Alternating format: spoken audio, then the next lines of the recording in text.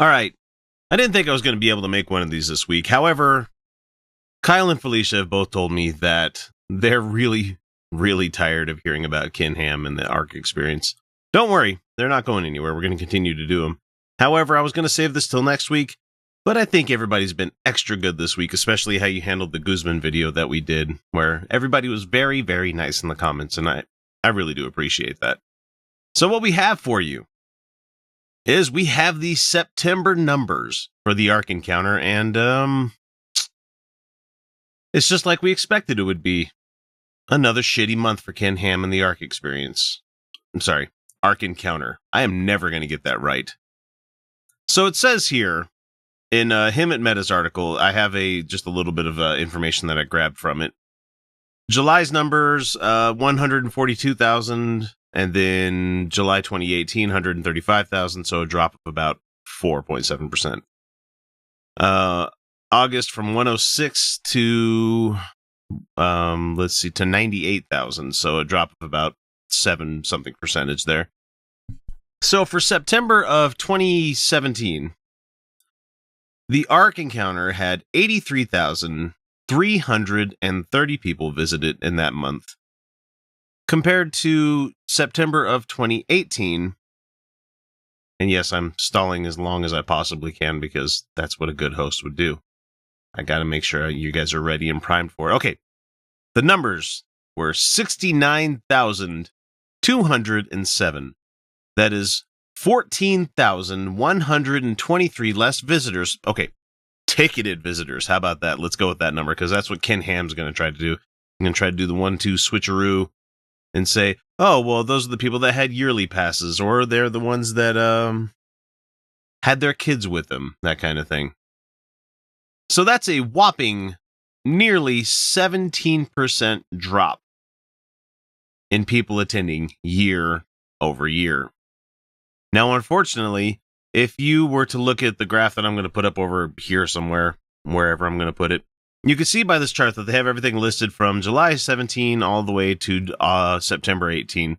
And you could see that it is dropping year over year. I mean, September was pretty high compared to September of this year, and you get this nice little dotted line that tells us what the linear attendance is, which is, it's not dropping all that much, but I mean, but there's always a rock bottom, and I think they have to be nearing that right now. And the other chart that I'm going to put up over here is going to show the attendance over year from 2017 to 2018, and the months are listed on the bottom of numbers. And the other axis is going to be the attendance of this park. And as you can see, it's considerably less than what they had last year for like the last 3 months. Could he be in a slouch? Could he be doing a terrible job of running the place? Probably, because like the other one that we brought you this week, it seems to be a whole bunch of signs posted on walls. There's not really a lot of excitement there. There's no real rides. There's no...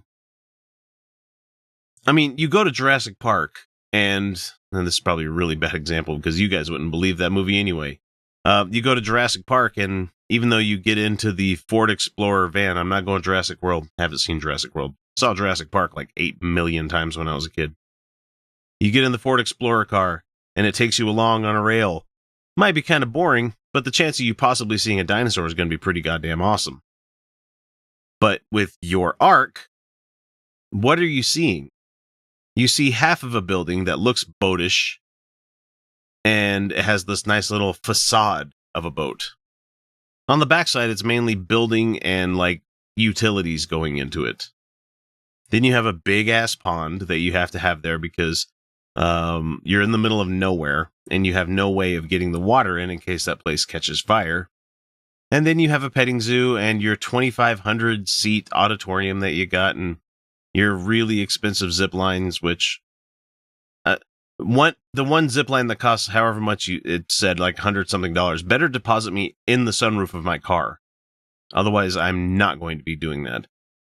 So anyway, there's a little bit of quotage that we have here from American United for the Separation of Church and State, said that to help cover the cost of the emergency services in the small town, Williamstown, Kentucky, They must now provide to the visitors of an enlarged amusement park within inside its borders. City officials last year initiated a 50-cent fee on the tickets sold at the Ark, and boy, we've brought you all sorts of stories about that, especially how he tried to weasel his way out of it. This is the fee that him and his company tried to avoid. Oh, so it says it here. By paying last summer by briefly switching the park status to a nonprofit, a move that would have had a crushing long-term impact on its property tax generation for the community, but also nearly resulted in the park losing its $18 million state tourism subsidy, they reported. Additionally, Ark Encounter wasn't entirely privately funded. Williamstown issued $62 million in junk bonds to help finance the park's construction and agreed to forego 75% of the park's property taxes for 30 years. 30 years. You're not going to be earning a penny off the property taxes there. You're not going to be able to put in schools if it's based like how Utah is. Property taxes pay for the schools. Having that monstrosity there is not going to be benefiting the people of Williamstown at all. And from people that I've heard from in that area, it's not. As previously mentioned, the state gave the park about $18 million in subsidies, plus paid about $10 million to improve nearby roads. So subsidies of $18 million, $10 million to improve roads, plus $62 million to get these junk bonds to help the thing get built, and you're looking at $90 million right there. And that's ridiculous. A Grant County Economic Development Agency essentially donated 100 acres of land for the park. How could your county just give up 100 acres like that? Just, it's yours. Go ahead and build whatever monstrosity you want to build on the property here. I don't understand that. I really don't, but I mean, we're trying to make sense of it together, aren't we, folks? I find it crazy that this man has duped that state, that county, that city out of all this tax money that they're going to be missing. Sorely missing. God. And he has no remorse for it. It's kind of disgusting if you think about it. That's not very Christian at all, now is it, Ken? And the worst part is that he'll continuously lie about how well it's doing or not doing. The difference between what you say, Ken, when you're talking about how well your park is doing and the Ark Park is doing, is that we have empirical evidence. We have numbers. This is something you can't just wish away. This is what science does to religion. We bring the data. We prove that your shit is all completely made up and false.